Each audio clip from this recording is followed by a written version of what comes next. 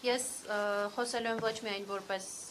պաշտպան եւ որպես անտիֆեյքի խմբագիր, այլ պարզապես նաեւ որպես լրագրող, իրավաբան եւ քաղաքացի, ինչպես տեսնում եք, ես եւ մեր թիմը անտիֆեյքը հրաժարվել ենք համակերպվել Նարեկի եւ Վազգենի կալանավորման հետ եւ հրաժարվել ենք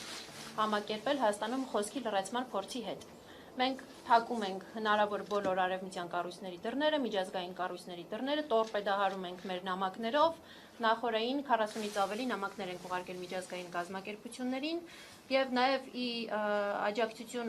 մեր գործընկերների աջակցության շնորհիվ, մասնավորապես այս համատեքստում, ինչպես պարոն Մելիքյանը նշեց, ես էլ ուզում եմ շնորհակալություն հայտնել Հայաստանի ժուրնալիստների միությանը, նաեւ մեր գործընկեր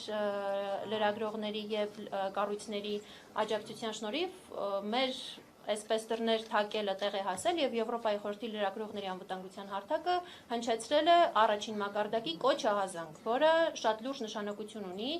լուրջ այն առումով, որ համար 1 կամ առաջին մակարդակի ահազանգ կոչ հնչեցվում է այն դեպքում, երբ վտանգ է սպառնում լրագրողի կյանքին, առողջությանը կամ մեդիայի գոյությանն առհասարակ։ Այսինքն նման հայտարարություններ եւ ահազանգեր հնչում են, երբ որ սպանվել է լրագրող, ֆիզիկական վնաս է կրել,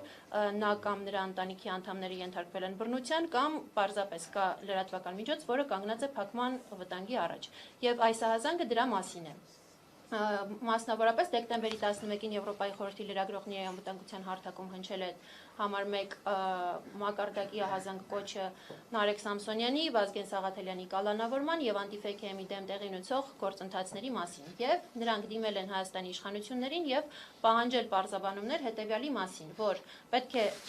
անհապաղ վերադարձնել անտիֆեյքի ծարգրաված տեխնիկան, պետք է վերանայել Նարեկ Սամսոնյանի եւ Վազգեն Սաղաթելյանի կալանավորման հիմքերը նրանց ազատ արձակելու նպատակով, պետք է հիմնավորել իրավական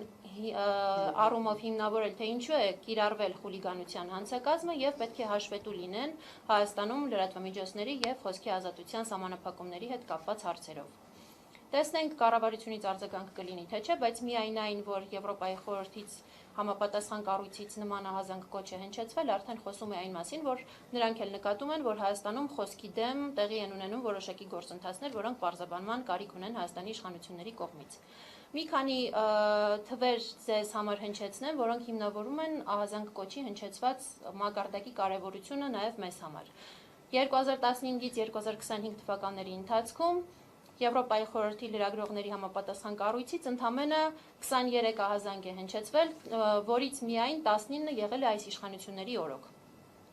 Ընդ որում, այդ 23 ահազանգ կոչերից միայն 5-ն է եղել առաջին մակարդակի։ Եվ այդ 5-ից միայն 1-ը Նարեկի եւ Վազգենի գործն է վերաբերվել կալանավորմանը։ Մնացած բոլոր դեպքերը եղել են լրատվամիջոցների փակման վտանգ,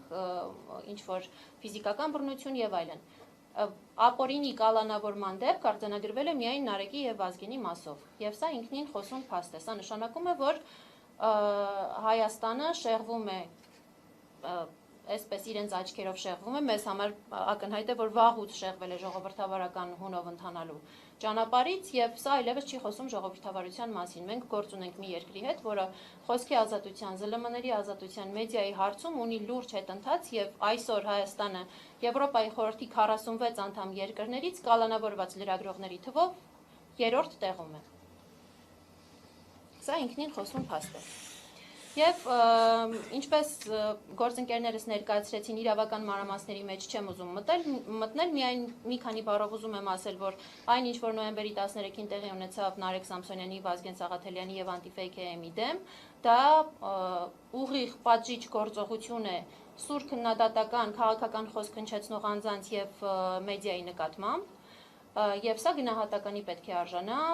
ինչպես միջազգային հանրության կողմից, այնպես էլ մեր գործընկերների կողմից։ Հակառակ պարագայում ԱՄԵԿ+-ի լիցենզիայի զրկելու մասին կոկորտ պատրողի կողմից, այսպես ասած, եթե չլիներ մեր աջակիցների ֆինանսական ներդրումները, մենք փաստացի զրկվելու էինք մեր գործունեությունը ծավալելու հնարավորությունից, որտեղ այստեղից արգրավել էին ամեն ինչ։ Եթե չլիներ աջակիցների բանակ, ովքեր որ ներդրում արեցին եւ մեզ կարճ ժամանակում նվիրեցին տեխնիկա, որով մենք կարողացանք շարունակել, դա մոտավորապես 3-4 օրվա մասին է խոսքը։ 3-4 օր մենք հնարավորություն չենք ունեցել աշխատելու։ Փաստացի մենք փակման վտանգի առաջ էինք կանգնած։ Եվ եթե չլիներ այդ աջակցությունը, Հայաստանում մենք գործ ունենայինք Ամեկ պլյուսին լիցենզիայից զրկելու մասին կոկորտ պատրողի օրոք փաստացի փակված ԶԼՄ-ի հետ, որը կարծում եմ աննախադեպ է առնվազն նաև այս իշխանությունների ժամանակ։ Մեղադրանքի աբսուրդի մասին գործընկերներս խոսեցին, չեմ ուզում կրկնվել, միայն ուզում եմ շեշտել, որ առնվազն Նարեկ Սամսոնյանի մասով հետույք բառի համար առաջադրվել է մեղադրանք, կիրառվել է կալանք, որը եւս աննախադեպ է, եւ սա խոսում է մի բանի մասին, որ Հայաստանի Հանրապետության ազգային ժողովի ամբիոնից իշխանության ներկայացուցիչների կողմից այդքան հնչող հայհոյանքներին,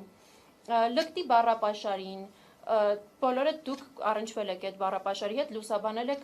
կրկնվել չեմ էլ պատրաստվում, չեմ էլ ցանկանում։ Բայց մի կողմից մենք ունենք իշխանություն, ովքեր ամենաբարձր հարթակներն, ամբիոններն օգտագործում են այդպիսի լեքսիկոնով խոսելու համար, մյուս կողմից փոդքասթում, որի նախաբանում ծանոթվում են մարդիկ, որ այստեղ հնարավոր է ոչ նորմատիվային լեքսիկոն եւ հնչում է հետույք բառը, կալանավորվում է փոդքասթի վարողը։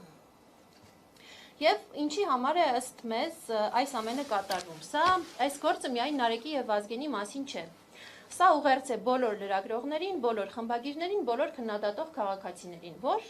երկար մտածեք քննադատելուց առաջ, որովհետեւ դուք եւս կարող եք լռեցվել, կարող եք ընդհուպ մինչեւ կալանավորվել։ Վերջում այս ամենի մեջ կա նաեւ մարդկային կտոր, ինչի մասին նաեւ պարոն Մելիքյանը խոսեց։ Արչևում նոր տարի է եւ Հայաստանի բանդերում կան կալանավորված քաղբանտարկյալներ, այդ թվում մեր կայքի հիմնադիր Նարեկը Սամսոնյան, իմ փոդքասթի վարող եւ համավարող Վազգենը Սաղաթելյան, ովքեր բանտում են ոչ թե բռնություն գործադրելու, ոչ թե մարդ սպանելու, ոչ թե սպառնալիքներ հնչեցնելու, այլ սուր քաղաքական քննադատության ենթարկելու համար։ Սա նաև պետք է դիտարկել այդ մարդկանց ընտանիքների տեսանկյունից, ովքեր որ հնարավոր է, որ